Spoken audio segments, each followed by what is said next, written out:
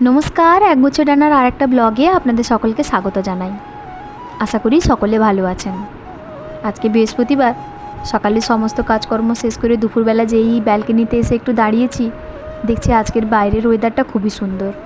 তাই ভাবলাম আপনাদের সাথে একটু শেয়ার করি। যদিও বা কালকে থেকে যখন তখন ঝিমঝিমিয়ে বৃষ্টি পড়ছে, চারিদিকে মেঘ কালো করে আছে, অবশেষে মনে হয় আমাদের তিলোত্তমাতেও বর্ষার আগমন ঘটেছে, তাই না বলুন?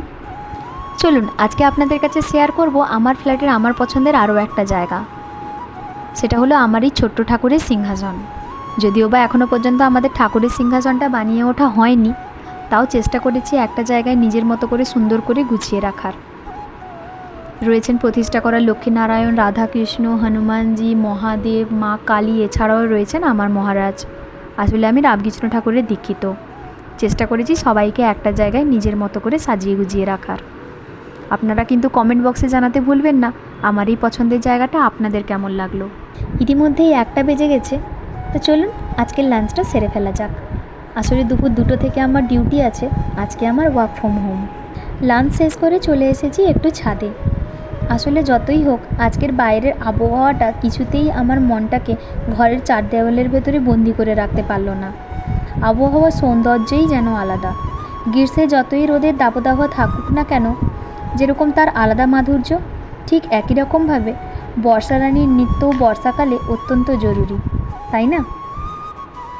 আর শরৎকালের কথা আলাদা করে বাঙালিদের কাছে কী বা বলবো, পেঁজা পেঁজা তুলোর মতো মেঘই বলে দেয় দুর্গাপুজোর আগমন।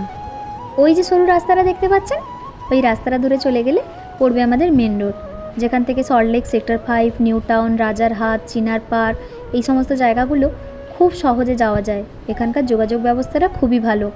এছাড়াও হাওড়া, নিউ টাউন, ধর্মতলা এগুলো যাওয়ার জন্য সুব্যবস্থা আছে। পাশেই আমাদের 215 বাস স্ট্যান্ড, এবং এখানে বাজার, হাট, শপিং মলগুলোও খুব কাছাকাছি।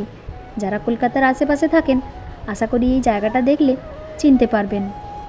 সত্যি দেখুন এদিকের মেঘটা কিভাবে কালো করে আছে, মনে হচ্ছে যেন এক্ষুনি বৃষ্টি পড়ে যাবে, তাই না? আর ওই যে ওর নিচে বড় বড় বিল্ডিংগুলো দেখতে পাচ্ছেন, এটা হচ্ছে বিশ্ব বাংলা গেটের কাছে। আর এটা আমাদের ফ্ল্যাটের পেছনে। এইখানে রাউন্ড শেপের যে বিল্ডিংগুলো দেখতে পাচ্ছেন, এটা হলো কোল ভবন। এদিক থেকে আমাদের নিউ টাউন, রাজারহাট এই দিকগুলোতে যাওয়া যায়।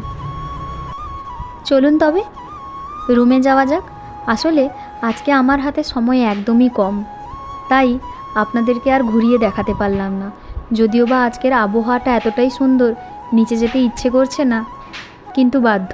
কোনো একদিন সময় করে আপনাদের সকলকে উপরে ছাদে নিয়ে এসে ঘুরিয়ে পুরো ছাদটা একবার দেখাবো। সত্যিই দেখুন আজকের আবহাওয়াটা কি সুন্দর, তাই না বলুন? চলুন তবে আমিও নিচে গিয়ে আমার কাজগুলো শুরু করি। সকলে ভালো থাকবেন। আজকের মতো আমার ব্লগটা এখানে শেষ করছি। ভালো লাগলে লাইক, শেয়ার আর সাবস্ক্রাইব করে দিবেন। কমেন্ট করতে কিন্তু ভুলবেন না। নমস্কার, ভালো থাকবেন সকলে।